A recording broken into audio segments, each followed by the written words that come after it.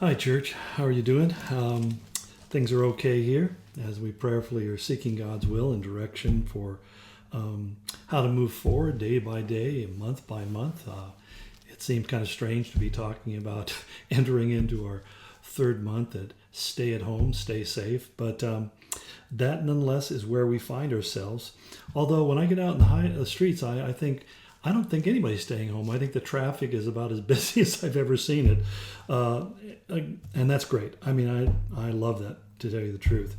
But I started talking about in 1 Peter chapter 5, verses 6 and going forward, where he really gave us what I call the 4 B's about how we should be or live our lives. The first thing he says is we need to be humble. And I talked about that last week, that we need to humbly be approaching God to move in the hearts of people who are in authority or power, to really listen to God and follow his leadership, that ultimately believing that God has the power to get them to do even the things that they themselves may not want to do. And so I think that's where we need to start. And I emphasize that again. It's the third time in a row I've emphasized it, but this is really, I think, central. But the second thing that he says is that we need to secondly be alert. And to be alert, is essentially having your awareness, your situational awareness at a peak. Sometimes I am so situationally unaware that I don't see even what's going around me. And my wife is really interesting because she's very situationally aware. She's seeing and observing all sorts of things that are going around, and I'm kind of obtuse a good deal of the time, and I miss the obvious. That's why God gave her to me, because I desperately need somebody to help me keep my head focused and pointed in the right direction. But from a spiritual sense, it also means, or begins at least, alertness begins with becoming aware of the Word. I mean, do you know what the Word of God says, what it teaches, and how you should approach something? Because we can talk a lot about wanting to know God's will, but if we don't know His Word, then it's impossible really to truly know His will. When I first got saved, I didn't know His Word, and as I began to read it, I began to discover a whole lot of lifestyle issues that I was engaging in that were not His will. And that was kind of shocking but helpful, because as I followed His will, I found that those very things that I had given place to in my life were actually causing me the most unhappiness and difficulty, and the kind of a relational and emotional collisions that seem to haunt so many people's life. So it's really important that we understand that we begin becoming alert by knowing His Word, by knowing His will. And when we look to His Word, we find interesting things. Again, I bring it back to our current situation in the state of Washington, where we are kept in a kind of a lockdown that I think is above and beyond what is reasonable or rational. I don't think the science supports it, and I'll probably have a chance to talk more in detail about that if you are not aware of why I would come to such a conclusion.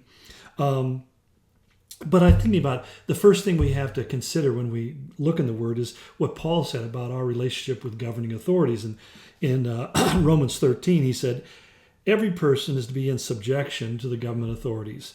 For there is no authority except from God, and those who exist are established by God.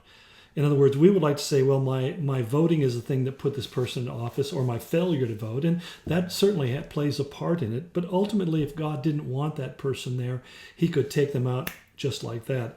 There was a situation years ago in India where a particular prime minister was elected, and part of his ballot was that he would destroy Christianity. He'd wipe Christianity out of the country. And he did win the election, and the next day he dropped dead. Massive heart attack, stroke, and he was gone, and all of his plans were washed away. So, you realize that God has that ability to intervene into the affairs of life. And he goes on and says, therefore, whoever resists authority has opposed the ordinance of God. And they who have opposed will receive condemnation upon themselves, for rulers are not a cause for fear or of good behavior, but of evil. So again, he's saying that if we're doing things just basically because we think we can, we want to be obstinate, we want to be rebellious, we're operating outside the parameters of what is legally permissible, then we have to step back and say, is this a matter of divine conviction, or is this just simply me wanting my way? And that's one of the hardest ones, because part of it is the paying of taxes. We're required to pay taxes.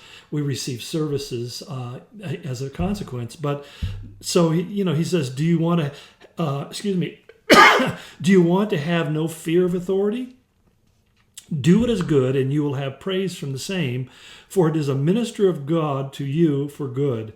But if you do what is evil, be afraid, for it does not bear, he does not bear the sword for nothing. For it is a minister of God, an avenger who brings wrath on the one who practices evil. Therefore, it is necessary to be in subjection, not only because of wrath, but also for conscience. For because of this, you also pay taxes, for rulers are servants of God, devoting themselves to this very thing. Render to all what is due them: tax to whom tax is due, custom to whom custom due, fear to whom fear is due, honor to whom honor is due.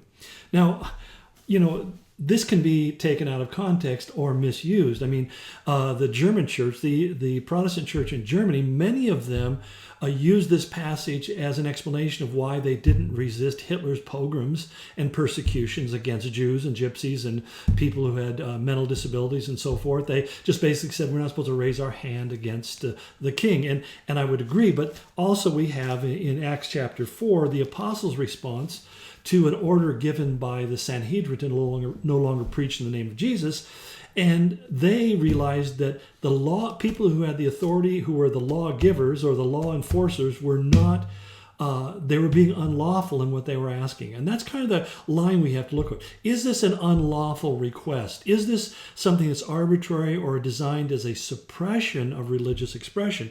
And of course, we know that when they're commanded no longer to preach in Jesus' name, it's Peter who responds and says, "Whether it is right in the sight of God to give heed to you rather than God, you be the judge.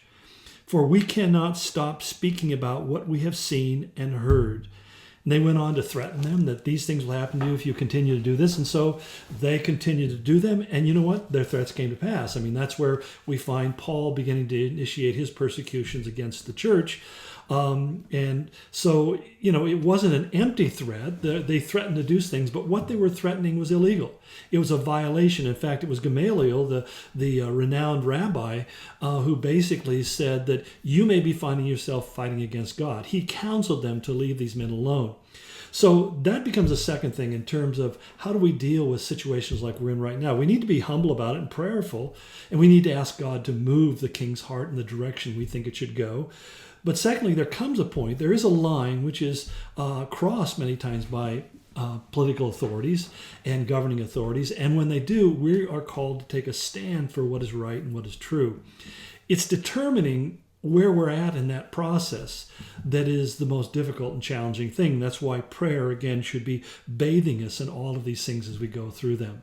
Again, next week tomorrow, I want to continue on. And so I thank you for taking the time to listen to this and hope it provoking some thoughts and some deeper thinking on these issues and other things related to it. God bless you and go in His grace.